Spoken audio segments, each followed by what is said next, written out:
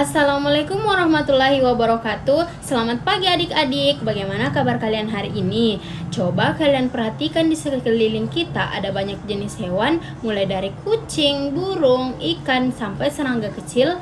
Pernahkah kalian bertanya bagaimana ya cara mereka semua bisa punya anak dan terus tetap ada?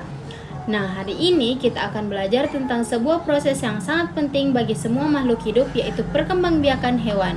Tujuannya agar kalian bisa tahu bagaimana cara hewan bisa bertambah banyak dan melestarikan jenisnya.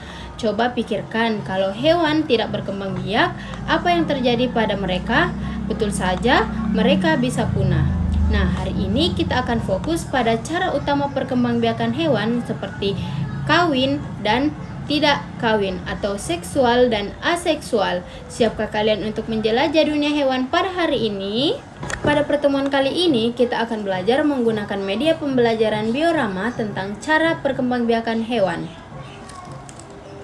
Baik, sebelum saya menjelaskan apa yang ada di dalam ini, saya akan menjelaskan gambaran besar tentang perkembangbiakan secara kawin atau seksual.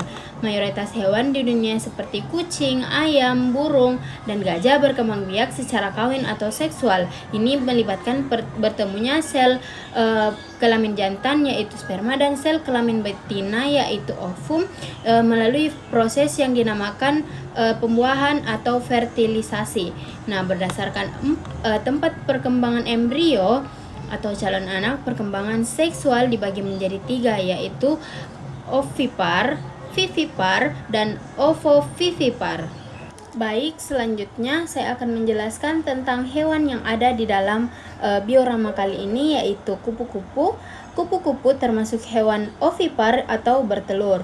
Kupu-kupu berkembang biak melalui metamorfosis sempurna yang meliputi 4 tahap, yaitu telur, larva, pupa, dan dewasa. Kupu-kupu betina bertelur pada tanaman yang menjadi sumber makanan bagi mereka, dan setelah telur menetas, siklus hidup dimulai kembali. Yang kedua adalah kucing, yang termasuk pada hewan vivipar atau beranak, yang dimana kucing berkembang biak dengan cara melahirkan anak atau vivipar setelah proses kawin. Kucing betina hamil selama sekitar 63-65 hari, kemudian melahirkan anak kucing yang biasanya berjumlah beberapa ekor. Yang ketiga adalah ular, yang termasuk hewan bertelur dan beranak atau ovovivipar, yang dimana ular berkembang biak dengan cara bertelur atau ovipar. Beberapa spesies ular melahirkan anak langsung, tetapi sebagian besar bertelur dan kemudian menetas menjadi anak ular. Baik, yang pertama adalah ovipar, yaitu bertelur, hewan yang melahirkan anaknya melalui telur. Contohnya kupu-kupu, kura-kura, dan burung.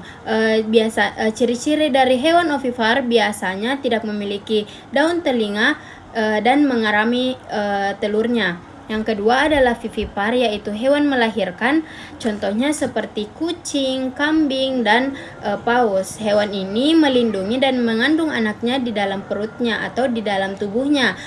Ciri-cirinya memiliki kelenjar susu dan biasanya memiliki daun telinga.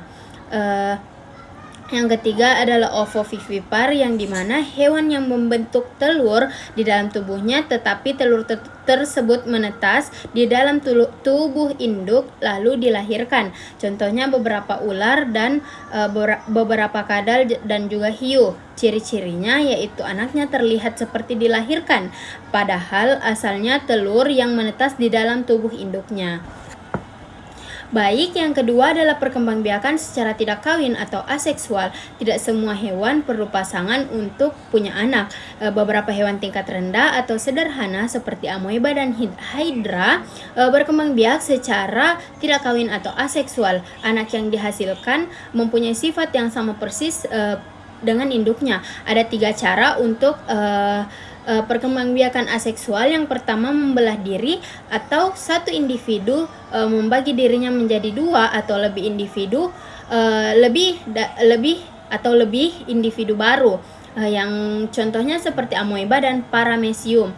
Yang kedua adalah pembentukan tunas atau budding. yang dimana munculnya tonjolan kecil atau tunas pada tubuh induk yang kemudian tumbuh dan melepaskan diri menjadi individu baru, contohnya hydra dan ubur-ubur. Yang ketiga adalah fragmentasi, di mana tubuh induk dipotong atau terbelah dan setiap potongan dapat tumbuh kembali menjadi individu baru seperti bintang laut dan cacing pipih. Baik, itulah tadi penjelasan tentang cara perkembangbiakan hewan yang saya jelaskan, mulai dari perkembangbiakan secara seksual dan aseksual. Jadi sekian dari saya, mohon maaf bila ada kesalahan. Saya akhiri dengan wabillahi taufiq wal hidayah. Wassalamualaikum warahmatullahi wabarakatuh.